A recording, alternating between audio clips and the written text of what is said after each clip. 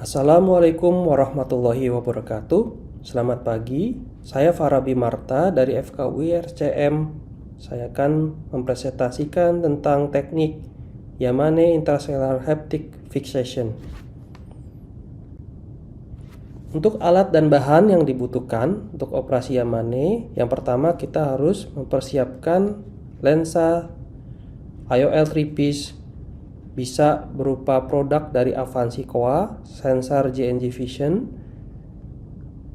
CT Lucia dari Zeiss, dan Technis dari Ultravision, atau lensa-lensa lain yang memiliki model 3-piece. Kita juga perlu mempersiapkan jarum, bisa 27 gauge atau 30 gauge thin wall needle dari Terumo sebanyak 2 buah. Juga perlu microforceps, kaliper, optem, dan juga marker. Microforceps yang digunakan, yang saya rekomendasikan yang paling baik adalah microforceps yang diperuntukkan untuk operasi disek berupa 23 gauge Shimazaki forceps curve atau Bushin forceps. Hal ini karena konfigurasi ujung forcepsnya berupa gerigi yang halus yang memudahkan untuk mencengkram atau memegang haptik dari IOL. Untuk jenis lain seperti di gambar kanan atas kurang baik karena tajam di ujung dan di bagian agak dalam berongga sehingga seringkali haptik IOL tidak terpegang dengan baik. Dan untuk gambar di kanan bawah dengan ujung yang runcing di bagian bawah juga kurang baik karena pada saat menggapai haptik IOL dapat dengan tidak sengaja mencengkram iris dan terjadi perdarahan iris. Untuk bentuk tangkainya lebih dipilih yang curve atau yang bengkok supaya visualisasi lebih nyaman dan tidak terhalang oleh tangan kita. Dan juga bentuk pembukaan dari ujung microforcepsnya yang tegak lurus dengan handle atau cara memencet atau menekan dari handle-nya itu. Sebagai contoh, pencetan handle-nya itu horizontal, maka ujung microforceps pembukaannya adalah vertikal. Itu yang kita perlukan atau kita lebih pilih supaya operasi dapat dilakukan dengan lebih nyaman dan mudah. Selanjutnya kita perlu memperhatikan lokasi insisi. Terlebih dahulu kita tandai dengan marking, spidol marking. Biasanya kita lakukan operasi dari superior, di mana arah insisi di jam 12 dengan insisi 2,75. Lalu dibuat second port di arah kanan, 1 atau 2 clock hours dari insisi utama. Apabila kita mau menggunakan tangan kiri, bisa dibuat port tambahan di sebelah kiri dari insisi utama. Lalu kita marking lokasi untuk penusukan sklera, di mana sudut dari penusukan sklera sebelah kiri adalah 70 derajat dari insisi utama. Dilakukan marking di titik A 2 mm dari limbus. Kemudian dilakukan marking secara tangensial ke arah jauh atau ke arah dekat, yaitu titik C sebesar 2 mm juga. Dan di sisi yang berseberangan kita marking titik B 2 mm dari limbus. Dan di arah yang berlawanan dengan titik C kita marking titik D 2 mm dari titik B. Prinsipnya nanti marking bisa dilakukan di mana saja asal saling simetris antara kedua sisinya, dan nanti jarum akan dimasukkan dengan arah lamelar dari titik A ke titik C untuk sebelah kiri dan dari titik B ke titik D untuk sebelah kanan.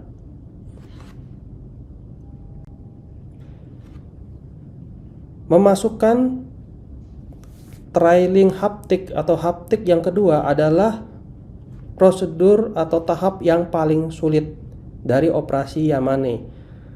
biasanya dilakukan untuk memasukkan haptik yang kedua itu menggunakan tangan kiri. Namun di sini saya memperkenalkan teknik modifikasi sehingga kita bisa memasukkan trailing haptik atau haptik kedua dengan tangan kanan. Caranya adalah dengan menukar tangan, di mana ketika tiba saatnya memasukkan trailing haptik, posisi tangan saya ubah, tangan kiri memegang jarum, tangan kanan memegang microforceps seperti posisi gambar di samping. Kemudian juga jarum saya keluarkan lewat insisi utama sehingga memungkinkan memasukkan haptik di luar bilik mata depan. Cocok dilakukan pada kondisi di mana visualisasi bola mata kurang baik seperti pada contoh di gambar kanan terdapat sikatris kornea. Teknik ini saya namakan teknik Marta.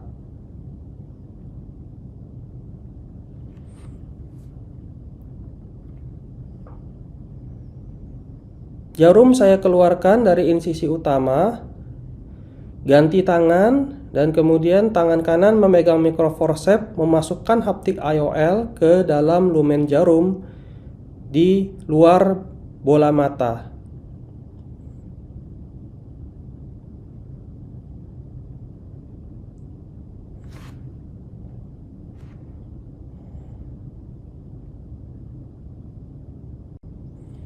Keunggulan teknik ini antara lain lebih tidak stres, operatornya stabil dan presisi karena digunakan tangan dominan yaitu tangan kanan untuk memasukkan haptik dan bisa digunakan pada kornea yang visualisasinya kurang baik.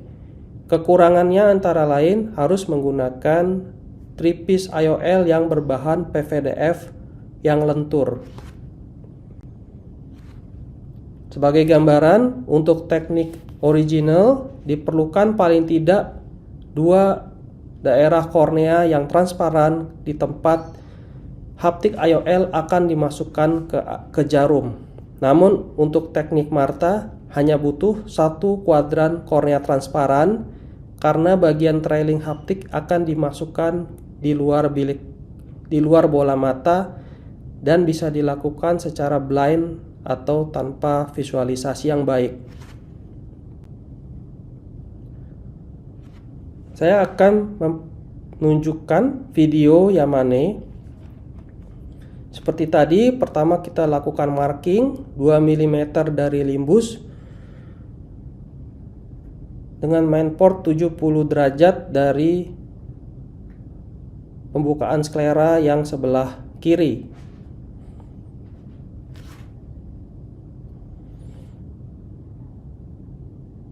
Di sini saya melakukannya pada reposisi IOL sehingga IOL sudah ada di bilik mata depan dan tadinya diletakkan di posisi sulcus namun desentrasi dan akan saya rubah menjadi fiksasi sklera dengan teknik Yamane. Lakukan marking 2 mm dari limbus secara berpasangan dan upayakan kedua titik ini tegak lurus melewati pupil dan saling simetris atau saling bercerminan satu sama lain berkebalikan. Dibentuk jarum sebelah kiri, jarum kiri ini akan ditinggalkan di bilik mata depan sementara sehingga pendek saja 5 mili dari ujung dan bevelnya adalah bevel samping ke arah kanan. Kemudian dibengkokkan jarum untuk sebelah kanan. Jarum kanan ini akan dikeluarkan sehingga agak panjang membengkokkannya sampai pangkal jarum dengan bevel atas. Tusuk jarum kiri sklera tangensial dulu, baru dibawa ke radier ke arah pupil.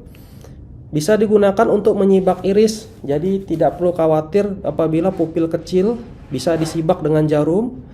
Microforceps masuk dari second port dan ambil haptik IOL yang leading Di sini pengambilan terlalu jauh, kita lihat, maka kontrolnya susah. Baiknya dilakukan penjempitan sekitar 5 mili dari ujung haptik IOL untuk menghasilkan kontrol yang presisi. Di sini bola mata tampak lunak sekali karena riwayat vitrektomi juga. Bisa dilakukan pendorongan optik dengan jarum sebelah kiri dan dijemput, dimasukkan haptik setengah atau lebih dari haptik IOL itu masuk semua ke dalam lumen, dan kemudian jarum ditarik kembali ke balik iris dan dilepaskan, jarumnya dilepaskan dari syringe dan kemudian diganjal dengan bantuan busa dari nilon, dari benang nilon yang dipotong. Kemudian kita berlanjut ke trailing haptik atau sebelah kanan. Tusuk tangensial sklera dari titik biru 1 ke biru yang di bawahnya, lalu bawa ke arah sentral. Di sini saya menggunakan teknik Marta, sehingga jarum sebelah kanan ini akan saya bawa keluar bola mata melalui insisi utama. Iris disibak dengan jarum, lalu dengan bantuan guiding dari Sinskey hook dipastikan insisi utama, lalu jarum ditekan lebih jauh sampai pangkal dari bengkokan jarum. Kita lihat ada darah di sini. Ini bukan karena trauma tetapi karena hipotoni, sehingga darah keluar dari pembuluh darah di sudut. Nah, mengganti tangan, dan dengan tangan kanan saya masukkan haptik. Tampak terpuntir ya, karena bola mata yang sangat lunak di sini. Tapi tidak perlu panik, karena dengan tangan kanan, tangan dominan, saya bisa membalik arahnya lagi, lalu memasukkan lebih dalam.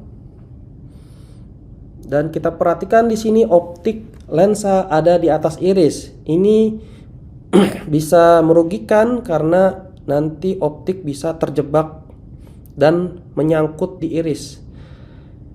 Oleh karena itu, dengan tangan kanan kita masuk viskoelastik kembali. Sebelum menarik, kita pastikan bagian lensa itu tidak ada yang terjebak. Tekan ke bawah sehingga optik sebelah kanan ada di bawah iris,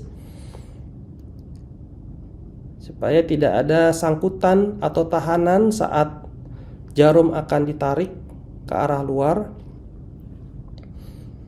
Dan jarum ditarik ke arah luar dengan arah seperti saat masuk, yaitu dari arah tangensial.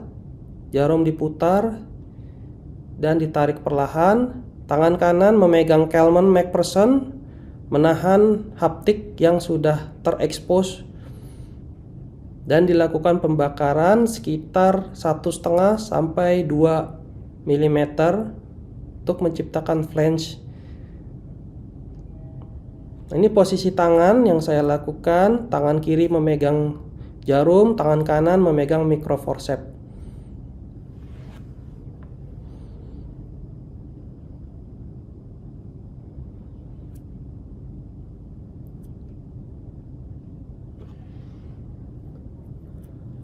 Kemudian kita tarik jarum sebelah kiri, sama gerakan menariknya sama seperti gerakan saat menusuk, yaitu dibawa ke tangensial lalu ditarik perlahan. Tangan kanan bersiap dengan Kelman McPherson. Begitu ada haptik berwarna biru langsung ditangkap seperti ini. Nah, lalu tariknya perlahan-lahan, diulur perlahan-lahan. Jangan sampai menarik satu bagian IOL ke satu sisi, karena nanti sisi lainnya bisa putus. Lakukan pembakaran sekitar 1,5 sampai 2 mili dan tekan ke arah sklera supaya stuck atau terjebak ke jaringan sklera dan tidak protrude dan tidak keluar dari sklera maupun tidak keluar dari konjungtiva.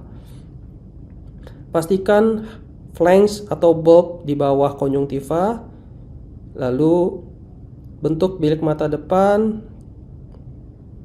hidrasi stroma, dan operasi selesai.